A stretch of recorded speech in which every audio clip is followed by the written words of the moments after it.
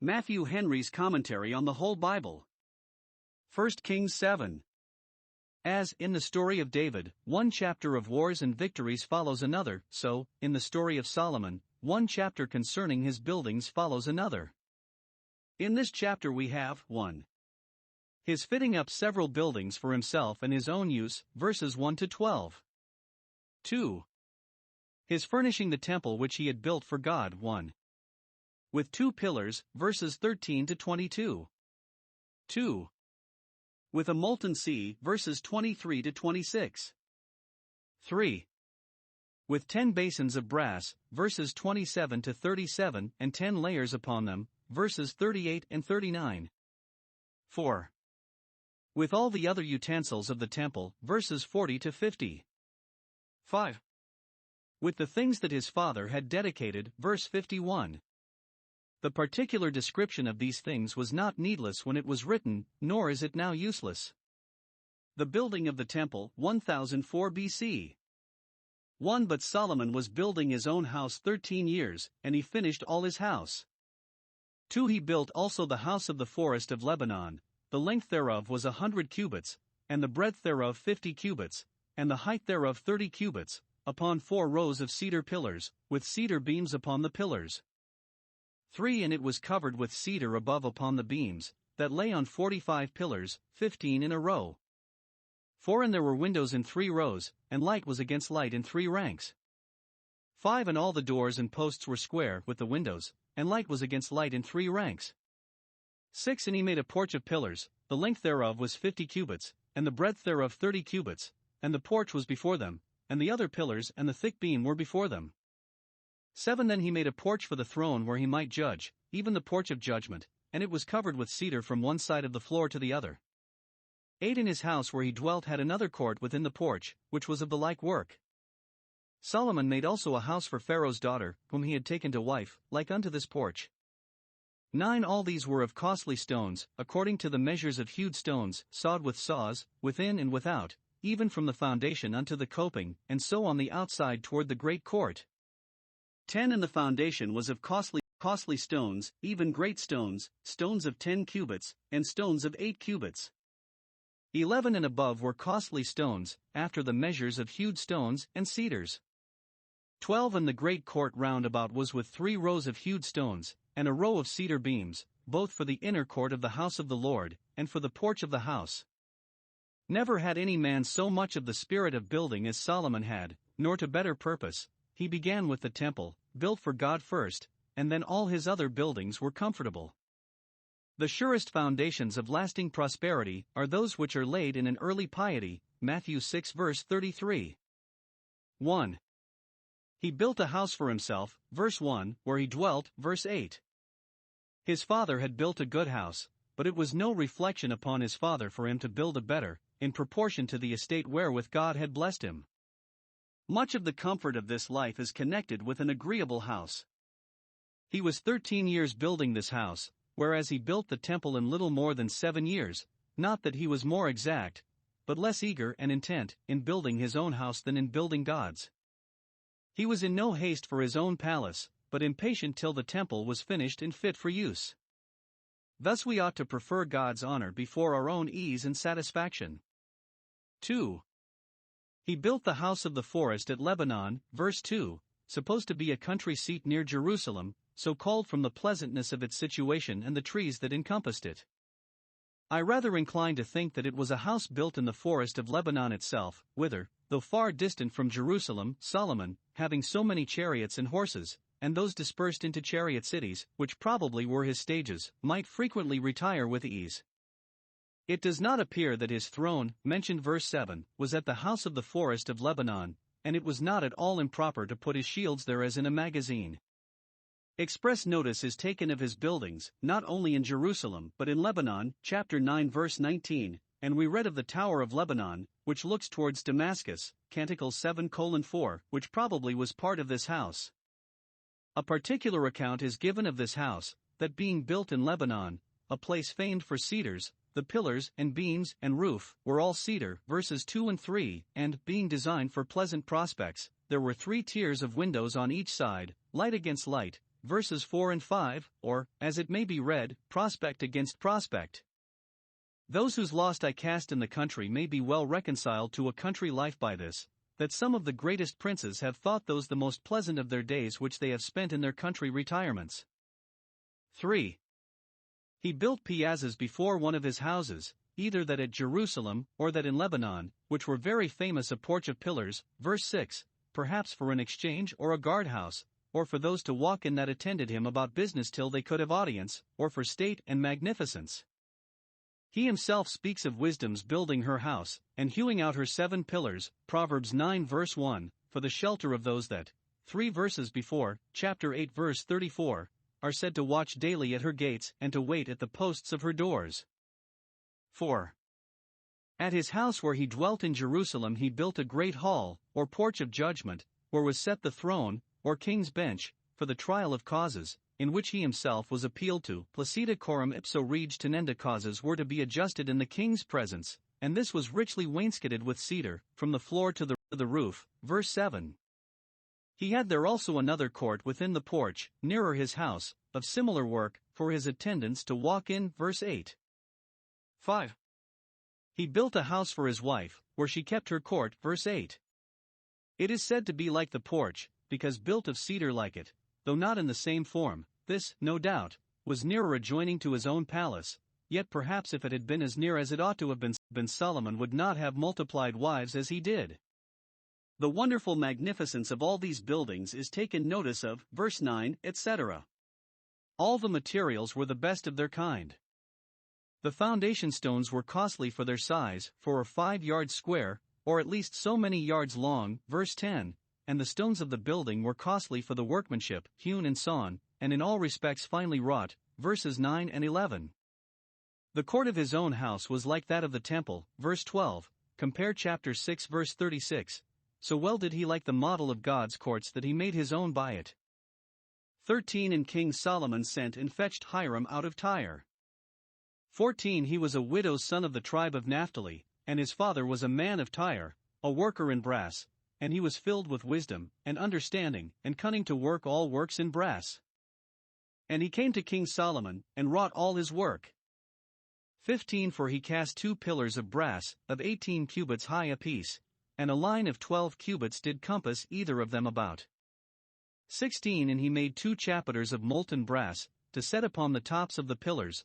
The height of the one chapiter was 5 cubits, and the height of the other chapiter was 5 cubits. 17. And nets of checker work, and wreaths of chain work, for the chapiters which were upon the top of the pillars, 7 for the one chapiter, and 7 for the other chapiter. 18. And he made the pillars, and 2 rows round about upon the one network, to cover the chapiters that were upon the top, with pomegranates, and so did he for the other chapiter. 19. And the chapiters that were upon the top of the pillars were of lily work in the porch, 4 cubits. 20. And the chapiters upon the 2 pillars had pomegranates also above, over against the belly which was by the network, and the pomegranates were 200 in rows round about upon the other chapiter.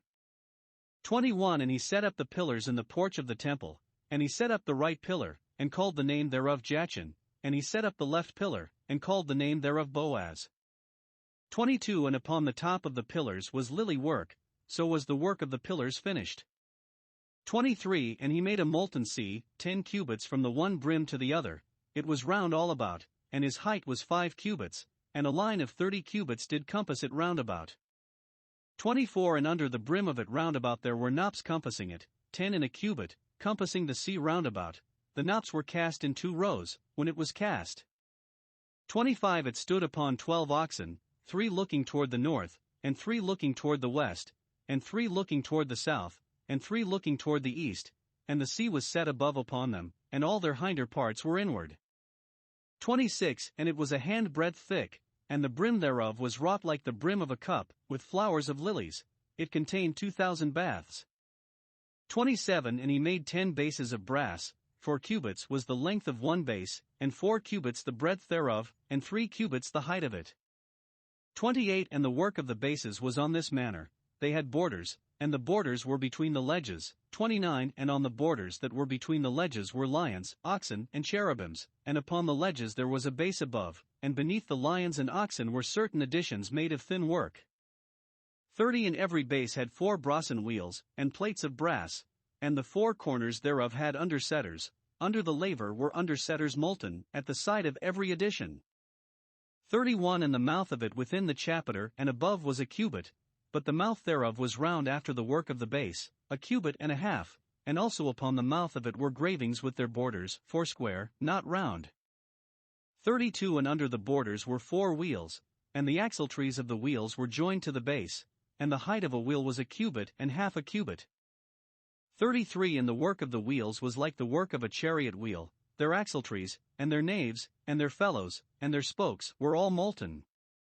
34 and there were 4 undersetters to the 4 corners of one base, and the undersetters were of the very base itself. 35 and in the top of the base was there a round compass of half a cubit high, and on the top of the base the ledges thereof and the borders thereof were of the same. 36 for on the plates of the ledges thereof, and on the borders thereof, he graved cherubims, lions, and palm trees, according to the proportion of every one, and additions round about. 37 after this manner he made the 10 bases, all of them had 1 casting, 1 measure, and 1 size. 38 then made he 10 lavers of brass, 1 laver contained 40 baths, and every laver was 4 cubits, and upon every one of the 10 bases 1 laver. 39 and he put 5 bases on the right side of the house, and 5 on the left side of the house, and he set the sea on the right side of the house eastward over against the south. 40 and Hiram made the lavers, and the shovels, and the basins. So Hiram made an end of doing all the work that he made King Solomon for the house of the Lord. 41 the 2 pillars, and the 2 bowls of the chapiters that were on the top of the 2 pillars, and the 2 networks, to cover the 2 bowls of the chapiters which were upon the top of the pillars. 42 and 400 pomegranates for the 2 networks, even 2 rows of pomegranates for 1 network, to cover the 2 bowls of the chapiters that were upon the pillars. 43, and the 10 bases, and 10 lavers on the bases. 44 and 1 sea, and 12 oxen under the sea. 45 and the pots, and the shovels, and the basins, and all these vessels, which Hiram made to King Solomon for the house of the Lord, were of bright brass. 46 in the plain of Jordan did the king cast them, in the clay ground between Succoth and Zarthan. 47 and Solomon left all the vessels unweighed, because they were exceeding many, neither was the weight of the brass found out. We have here an account of the brasswork about the temple. There was no iron about the temple, though we find David preparing for the temple iron for things of iron, 1 Chronicles 29 verse 2. What those things were we are not told, but some of the things of brass are here described, and the rest mentioned. 1. The brazier whom Solomon employed to preside in this part of the work was Hiram, or Huram, 2 Chronicles 4 verse 11, who was by his mother's side an Israelite, of the tribe of Naphtali, by his father's side a man of Tyre, verse 14. If he had the ingenuity of a Tyrian, and the affection of an Israelite to the house of God, the head of a Tyrian and the heart of an Israelite, it was happy that the blood of the 2 nations mixed in him, for thereby he was qualified for the work to which he was designed. As the tabernacle was built with the wealth of Egypt, so the temple with the wit of Tyre. God will serve himself by the common gifts of the children of men. 2. The brass he made use of was the best he could get. All the brazen vessels were of bright brass, verse 45, good brass, so the Chaldee, that which was strongest and looked finest. God, who is the best, must be served and honored with the best. 3. The place where all the brazen vessels were cast was the plain of Jordan, because the ground there was stiff and clayey, fit to make molds of for the casting of the brass, verse 46, and Solomon would not have this dirty smoky work done in or near Jerusalem. 4. The quantity was not accounted for. The vessels were unnumbered, so it may be read, verse 47, as well as unweighed, because they were exceedingly numerous, and it would have been an endless thing to keep the account of them. Neither was the weight of the brass, when it was delivered to the workmen, searched or inquired into. So honest were the workmen, and such great plenty of brass they had, that there was no danger of wanting. We must ascribe it to Solomon's care that he provided so much, not to his carelessness that he kept no account of it. 5. Some particulars of the brasswork are described. 1. 2 brazen pillars, which were set up in the porch of the temple, verse 21, whether under the cover of the porch or in the open air is not certain, it was between the temple and the court of the priests. These pillars were neither to hang gates upon nor to rest any building upon, but purely for ornament and significancy. 1. What an ornament they were we may gather from the account here given of the curious work that was about them, checkerwork, chainwork, network, lilywork, and pomegranates in rows, and all of bright brass, and framed no doubt according to the best rules of proportion, to please the eye. 2. Their significancy is intimated in the names given them. Verse 21, Jachin, he will establish, and Boaz in him is strength. Some think they were intended for memorials of the pillar of cloud and fire which led Israel through the wilderness. I rather think them designed for memorandums to the priests and others that came to worship at God's door. 1. To depend upon God only, and not upon any sufficiency of their own, for strength and establishment in all their religious exercises. When we come to wait upon God, and find our hearts wandering and unfixed, then by faith let us fetch and help from heaven. Jachin, God will fix this roving mind. It is a good thing that the heart be established with grace. We find ourselves weak and unable for holy duties, but this is our encouragement. Boaz in him is our strength, who works in us both to will and to do. I will go in the strength of the Lord God. Spiritual strength and stability are to be had at the door of God's temple, where we must wait for the gifts of grace and the use of the means of grace. 2. It was a memorandum to them of the strength and establishment of the temple of God among them. Let them keep close to God in duty, and they should never lose their dignities and privileges, but the grant should be confirmed and perpetuated to them. The gospel church is what God will establish, what he will strengthen, and what the gates of hell can never prevail against. But, with respect to this temple, when it was destroyed, particular notice was taken of the destroying of these pillars, 2 Kings 25 verses 13 and 17, which had been the tokens of its establishment, and would have been so if they had not forsaken God. 2. A brazen sea, a very large vessel, above 5 yards in diameter, and which contained above 500 barrels of water for the priests' use in washing themselves and the sacrifices, and keeping the courts of the temple clean, verse 23, etc. It stood raised upon the figures of 12 oxen in brass, so high that either they must have stairs to climb up to it or cocks at the bottom to draw water from it. The Gibeonites or Nethinim, who were to draw water for the house of God, had the care of filling it. Some think Solomon made the images of oxen to support this great cistern in contempt of the golden calf which Israel had worshipped, that, as Bishop Patrick expresses it, the people might see there was nothing worthy of adoration in those figures. They were fitter to make posts of than to make gods of. Yet this prevailed not to prevent Jerusalem's setting up the calves for deities. In the court of the tabernacle there was only a laver of brass provided to wash in, but in the court of the temple a sea of brass, intimating that by the gospel of Christ much fuller preparation is made for our cleansing than was by the law of Moses. That had a laver, this has a sea, a fountain opened, Zechariah 13 verse 1. 3. 10 bases, or stands, or settles of brass, on which were put 10 lavers, to be filled with water for the service of the temple, because there would not be room at the molten sea for all that had occasion to wash there. The bases on which the lavers were fixed are very largely described here, verse 27, etc. They were curiously adorned and set upon wheels, that the lavers might be removed as there was occasion, but ordinarily they stood in 2 rows, 5 on one side of the court and 5 on the other, verse 39. Each laver contained 40 baths, that is, about 10 barrels, verse 38. Those must be very clean that bear the vessels of the Lord. Spiritual priests and spiritual sacrifices must be washed in the laver of Christ's blood and of regeneration. We must wash often, for we daily contract pollution, must cleanse our hands and purify our hearts. Plentiful provision is made for our cleansing, so that if we have our lot forever among the unclean it will be our own fault. For, besides these, there was a vast number of brass pots made to boil the flesh of the peace offerings in, which the priests and offerers were to feast upon before the Lord, see 1 Samuel 2 verse 14, also shovels, wherewith they took out the ashes of the altar. Some think the word signifies flesh hooks, with which they took meat out of the pot. The basins also were made of brass, to receive the blood of the sacrifices. These are put for all the utensils of the brazen altar, Exodus 38 verse 3. While they were about it they made abundance of them, that they might have a good stock by them when those that were first in use wore out, and went to decay. Thus Solomon, having wherewithal to do so, provided for posterity.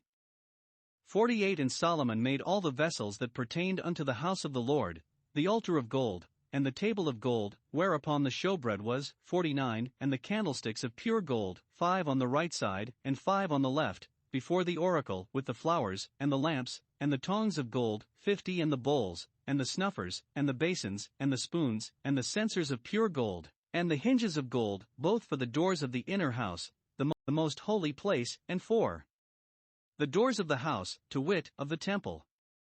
51 So was ended all the work that King Solomon made for the house of the Lord. And Solomon brought in the things which David his father had dedicated, even the silver, and the gold, and the vessels, did he put among the treasures of the house of the Lord.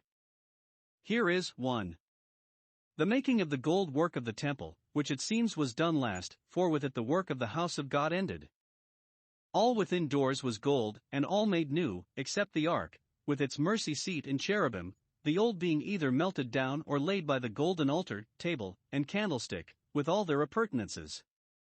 The altar of incense was still one, for Christ and his intercession or so, but he made 10 golden tables, 2 Chronicles 4 verse 8, though here mention is made of that one only on which the showbread was, verse 48, which we may suppose was larger than the rest, and to which the rest were as sideboards, and 10 golden candlesticks, verse 49, intimating the much greater plenty both of spiritual food and heavenly light which the gospel blesses us with than the law of Moses did or could afford. Even the hinges of the door were of gold, verse 50, that everything might be alike magnificent, and bespeak Solomon's generosity. Some suggest that everything was made thus splendid in God's temple to keep the people from idolatry, for none of the idol temples were so rich and fine as this, but how little the expedient availed the event showed. 2. The bringing in of the dedicated things, which David had devoted to the honor of God, verse 51. What was not expended in the building and furniture was laid up in the treasury, for repairs, exigencies, and the constant charge of the temple service.